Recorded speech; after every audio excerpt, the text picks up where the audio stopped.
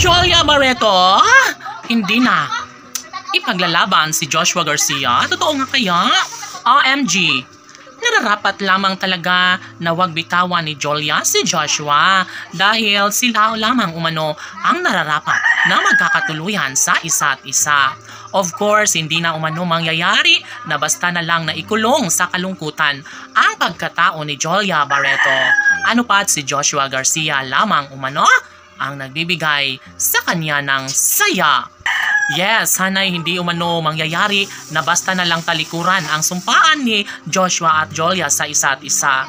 Dahil sa totoo lang, hindi madali. Tama lamang umano na ipagpatuloy ni Jolia at Joshua ang kanilang nararamdaman dahil kapag tuluyang mawala sa buhay ng pretty girl na si Jolia, ang gwapong aktor na si Joshua Garcia, panigurado umano na marami ang magtatanong kung bakit hinahayaan na lang ni Jolia Barreto na makaalpas sa kanyang buhay ang gwapong aktor na si Joshua Garcia. Laging pakatandaan na hindi pa umanuhuli ang lahat. Sana'y mapagtagumpayan ni Joshua at Jolia ang kanilang sumpaan tungo sa pagbabalikang nararapat na maramdaman ng taong bayan. Kung tunay na mahal ni Jolia si Joshua, ay gawin na niya ang lahat ng mga magagandang hakbang upang sa ganun ay mangyayari ang isa sa pinakahinihiling at pangarap ng lahat. Never na mangyayari na makalimutan ni Jolia at Joshua ang matamis na nakaraan sa kanilang relasyon.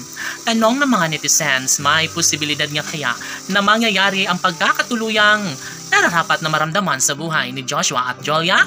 Kailangan pa nga kayang ibahagi ang isang magandang pagkakataon tungo sa pagkakatuluyan na nararapat nilang mapagtagumpayan ni Jolia at Joshua. Opo, ito lamang ang isa sa pinakaninanais at pangarap ng lahat. Sana'y hindi na umano magbabago, sana'y hindi na mangyayari na makawala pa sa buhay ni Jolia ang gwapong aktor na si Joshua Garcia. Sila umano ang deserve na magkatuluyan, kaya sana'y huwag hayaan ni Joshua at Jolia na masaktan ang kanilang mga puso't damdamin. Of course, sila umano ang deserve na magkatuluyan, sana'y hindi na umano mangyayari na makawala pa sa buhay nila ang isa't isa ni Joshua at Jolia.